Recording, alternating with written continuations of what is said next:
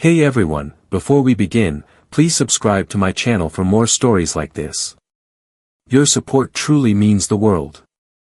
The email hit my phone at 3:47 p.m. on Thanksgiving, just as my mother set the pie down and my father launched into another story.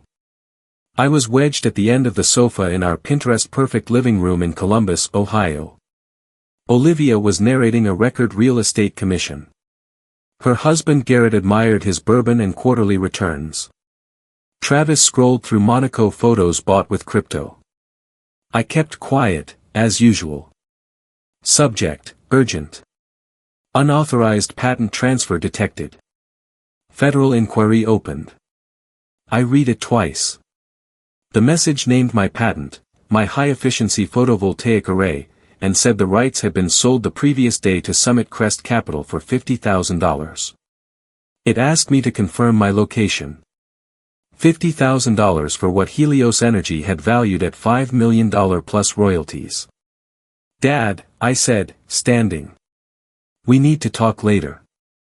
Mia. Robert waved without looking. Adults are talking. I am an adult, I said. And this is about my work. Ellen beamed. We did something wonderful for you, honey. Robert cleared his throat. Your mother and I found your papers while tidying your old room.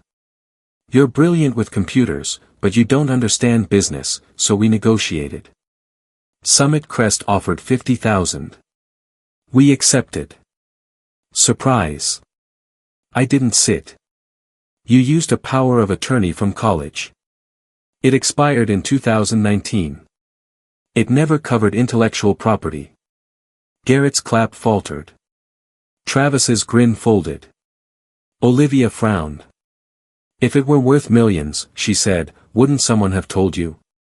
Someone did, I answered. 3 weeks ago. My phone buzzed again. USPTO enforcement en route. ETA, 12 minutes.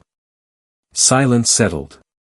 I watched my parents, who had always demanded proof of my value, and felt the room finally see me. Not the quiet tech support sister, but the person whose work they had just sold. Blue lights feathered the frosted window panes before anyone found their shoes. 2 agents stepped onto our porch, one tall, one compact, both precise as rulers. I met them at the door, coat already on, laptop slung across my shoulder like a carry strap for courage. Dr. Mia Ramsey, the tall one asked. Yes. I'm Special Agent Nolan. This is Agent Perry. We're investigating a suspected fraudulent assignment of a U.S. patent. Are you safe? I am. The transfer wasn't authorized. Behind me, dishes whispered as my family pretended to tidy. Robert hovered. Ellen wrung a dish towel. Agent Perry's gaze moved from my parents to me, measuring fault lines. Do you have the original filings and lab notebooks? Perry asked.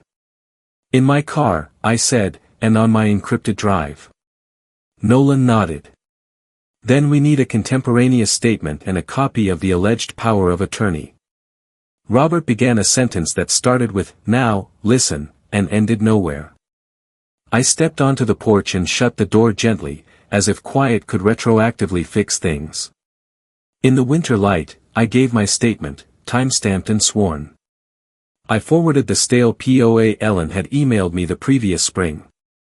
Its scope ended at medical decisions and rent renewals. Thank you, Nolan said. Summit Crest moved fast. They filed a confirmatory assignment with the USPTO and opened escrow for a licensing spin-out called Aspen Peak Renewables. We've frozen the escrow for 72 hours pending review. 72 hours is oxygen, I said. I'll need an affidavit from Helios Lab Providence and the grant committee minutes. We'll meet you at Helios now, Perry said. If you ride with us, we can brief their counsel en route. I texted Olivia to pack me leftovers for Grandma. She nodded, chastened. I didn't look back at my parents. Some things break loudly. Some just stop working. And you notice it in winter. Helios's lobby smelled like ozone and coffee when we arrived. Legal hustled us into a glass-walled conference room where the city glittered like circuitry. I connected my drive and pulled up the full chain, grant approvals, time-stamped lab videos, version control logs, linking my code commits to prototype yields. Counsel Miss Harper skimmed everything with a litigator's patience and a pianist's speed. Summit Crest relied on this expired POA, she asked. Yes. And they forged my counter-signature on the assignment. Agent Nolan slid a printout across the table. Our lab flagged the signature as machine-generated. Different pen pressure, but identical Bezier curvature across every stroke. Perry tapped my laptop. Your provenance package is strong. We can move for a temporary restraining order tonight. Harper called a judge. I called my lead, Amir. He arrived carrying the wafer from our last run. We photographed its surface, matched it to the clean room log, and placed it into an evidence bag that crackled like a new page. By 9:12 p.m., we were in chambers. The judge read, frowned, and signed.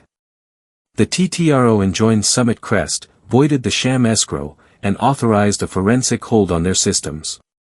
Outside, I breathed. Amir placed a scarf around my shoulders. You okay, Dr. Ramsey? I will be, I said. Tomorrow I file a corrective assignment. Then we negotiate from the real number. At home, I texted my parents. I love you. But you must never speak for me again. I forwarded them the order. Thanksgiving leftovers waited in a bag on the stoop. I heated a plate, watched the window frost over, and planned for sunrise.